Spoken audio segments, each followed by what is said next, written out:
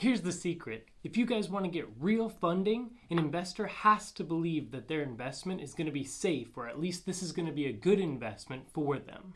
Most entrepreneurs' ideas die quickly because they just don't have the funding.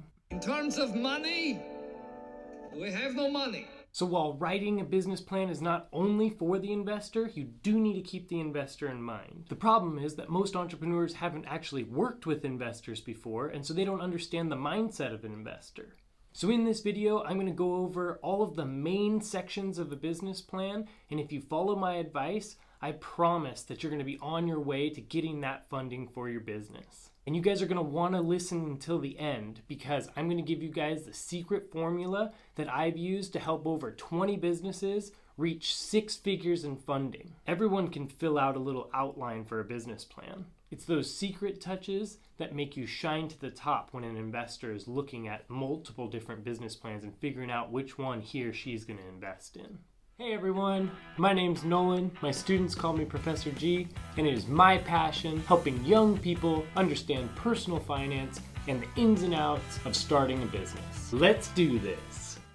So let's just jump right into it. The first thing you're going to want to remember is that this is a professional document, but it's different than a document than you'd be writing as far as like an essay that you're used to writing in school. Now remember, I'm a professor, so I'm well attuned to what I see in your guys' essays in order to make that page count. So I know all the tricks about adding that fluff or that 2.5 line spacing or bringing those margins in. With this document, you need to write everything that you need to write, but nothing more than is needed. And so I know that's a little bit confusing, but the idea here is to be short, concise, but very much effective in the sentences and words that you choose to use. You gotta remember that you're trying to impress your audience. These investors are likely reading 5 to 10 other business plans at the same time, so you need to stick out. So the first main section of a business plan is called an executive summary.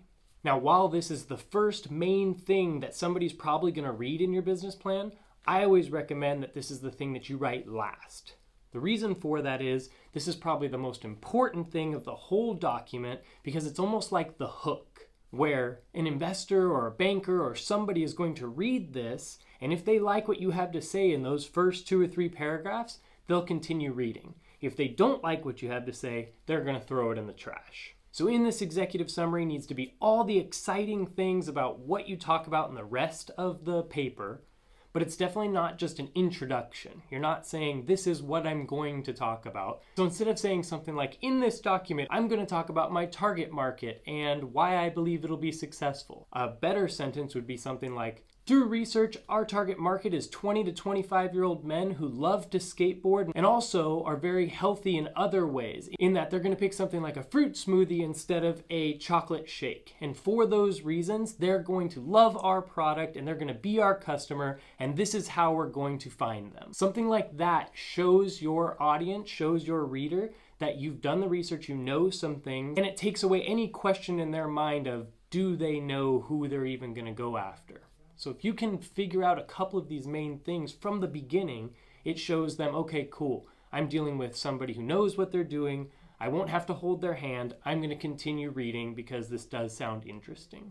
Second is the description of your management team. Now, the thing that everyone does here is they just talk about who's in like the founding team. If it's you and a partner, you a couple people.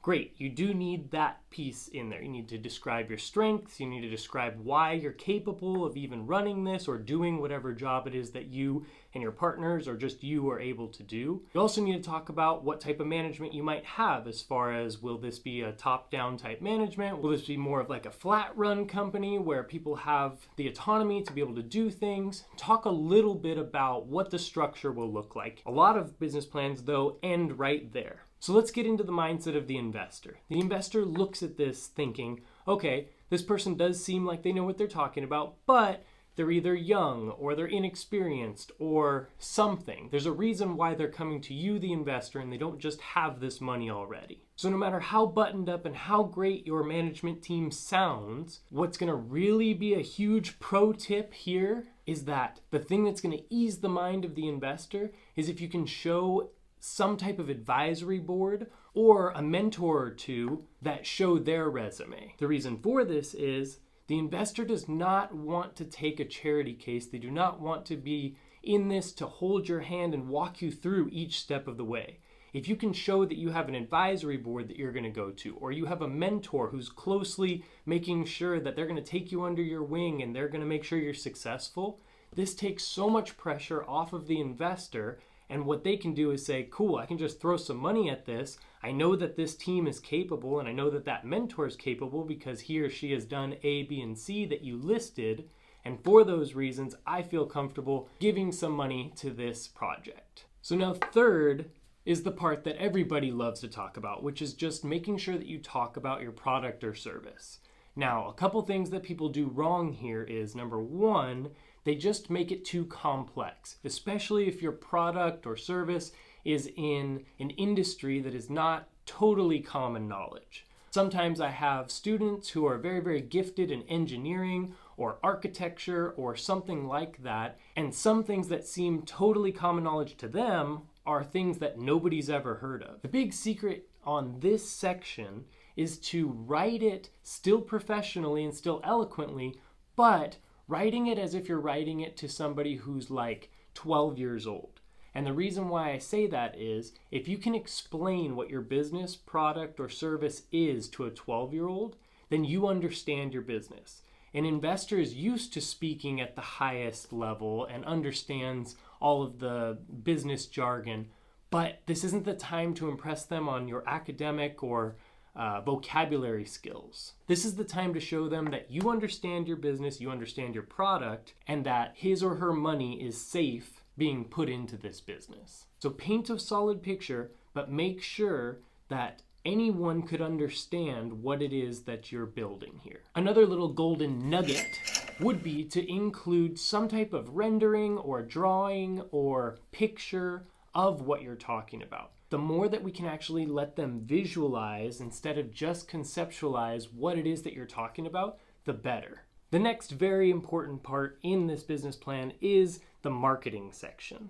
Unfortunately, or maybe fortunately for you, but unfortunately, a lot of people mess this part up. Marketing is not just the advertisement that people see when they're scrolling through Facebook or something. That's the last piece. The idea here is that we can convey very, very clearly to the investor or banker that we not only understand how we're going to communicate to our target market, but how we're going to even find our target market and how we came up with this whole idea of our target market and what segments and all of that. So in this section, you need to thoroughly and very, very clearly be able to detail how you figured out who the target market is and why that target market is going to set us up for the most success.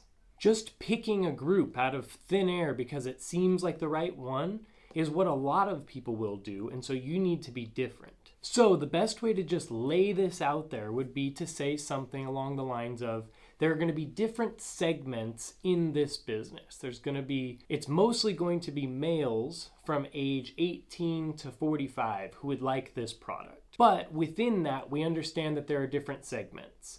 First will be age, because people buy different things at different stages in life. So we'll have a certain marketing campaign for our adult males that are 18 to 25 that'll be different than our adult males 40 to 45. We also understand that these males are on different platforms, and so when we are targeting our 40 to 45 year olds, we're going to use something like Facebook or LinkedIn, while when we're targeting our 18 to 25 year olds, maybe Snapchat or TikTok or even Instagram. Also, more than age or gender, which is typically what people just stick with, you want to also look into their buying habits or their behaviors. Those are the things that are going to deepen your understanding of the market. It's also going to deepen and make your communication even more accurate. Because I can go out right now and find two males, one who's 19 and one who's 20, and they could be totally different. One could just love sports while the other one just loves going to the opera or something, right?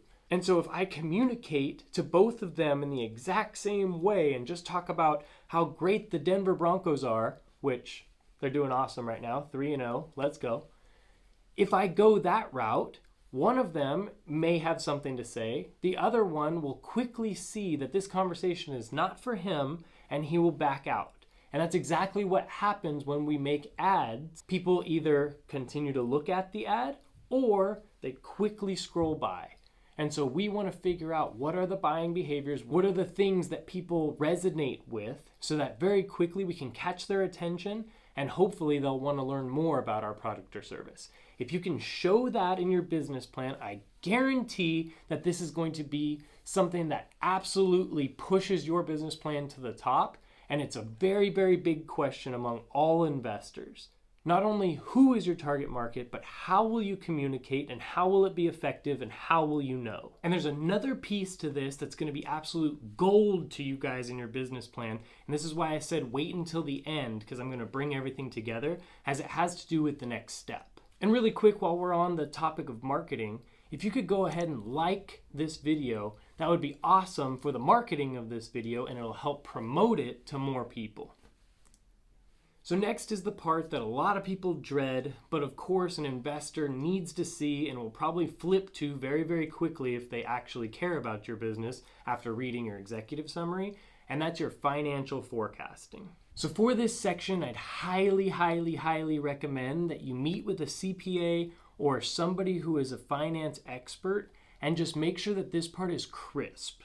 Basically, you need to show an understanding of what your actual expenses will be, what you think your projected revenue will be each of your first couple months and maybe throughout a whole year, and how everything will tie together. In this section, people mess it up by grossly overestimating how much revenue they may actually bring in. They also underestimate how many types of expenses they're going to have. And while yes, there's going to be operating expenses of certain things that you're definitely going to know about, this does take a little bit of research to understand, do you need permits? Are there any types of certificates or things that you're going to need? Each city has different specific types of laws or permitting, and so you need to focus on that and look that up. Again, the more that you can show, the more detail that you can show, shows that you're doing the research and that, again, the investor doesn't have to hold your hand and make sure that you get all of these things done. And once again, make sure this data is believable. And then the last big piece of this business plan is going to be your actual offer. Now, the offer is important because it clearly states exactly what you're looking for from this investor or banker. Whether it be something like on Shark Tank when they say things like, I'll give you 15% equity for $100,000 or something like that, that can be one offer. It can be something like, I'm looking for a line of credit of $50,000. It could also be some other creative way to do it where I'm looking for $10,000 up front and then another $50,000 once we get our product into production. And then after year 1 or year 2, I'm going to need a little extra money in order to scale even further. Again, all of this comes in with looking at the rest of your business plan, looking at the financials, and then talking with either that CPA or finance expert that can help you so that you're telling the right story. Everything has to come together here at the end, and it all has to make sense. If you're telling your investor that your revenue might be something like $25,000 in the first year, but you're asking for something like $250,000, they're going to quickly look at that and say, this does not add up. This isn't going to work. Conversely, if you're saying something like the revenue is probably going to be $1.5 million, and so I'm asking $25,000 from you, they're probably going to look at that and say, you're going to need much more money than that if you think you're going to grow this fast. It's probably going to cost money just to build that amount of products, to be able to build that fast and to be able to make that much money. So make sure it's all believable and it makes sense.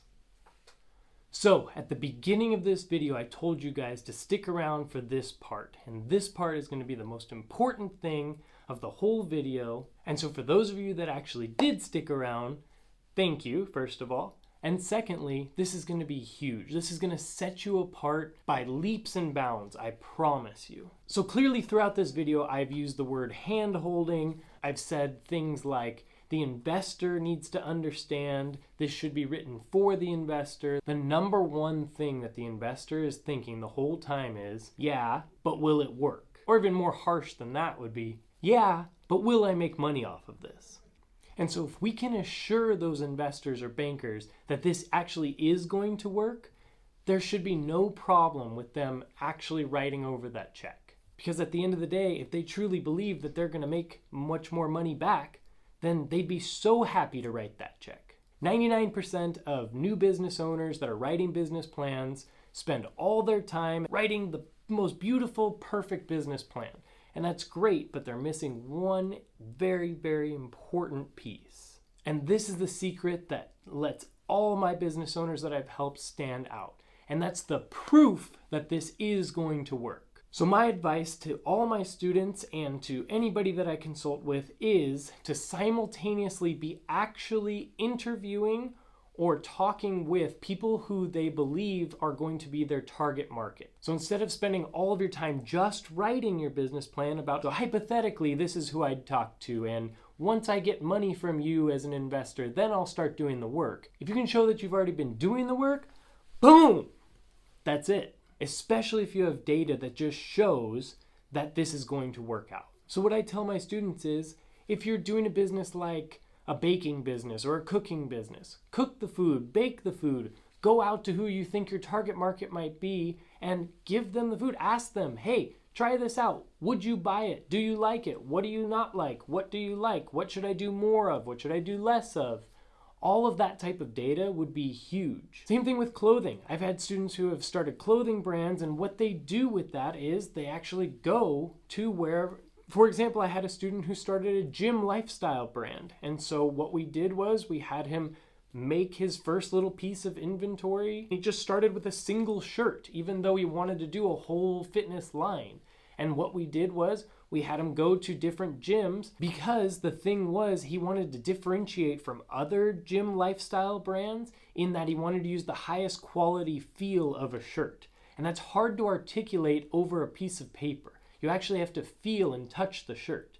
And so he had over 100 people try on the shirt, and he asked them, what do you like about it? What do you not like about it? The things that they said were invaluable for his business plan. And so we wrote those out. We quantified and qualified everything that people had to say. We put it into a data spreadsheet, and it was a really, really important piece that got him a good amount of funding, because it proved that as soon as that investor gives some money over to get this started and actually build up the inventory, that inventory is going to sell because all the people have said, yes, I'll buy it as soon as you have it. At the end of the day, you want this to just be a slam dunk. You want this to be such an easy decision for the investor. So if you can take away their questions and just replace them with answers, and they don't have anything else left to say except for, yep, gonna write that check for you. That's what we can do to be successful, and that's what I hope that you guys do with your business plans.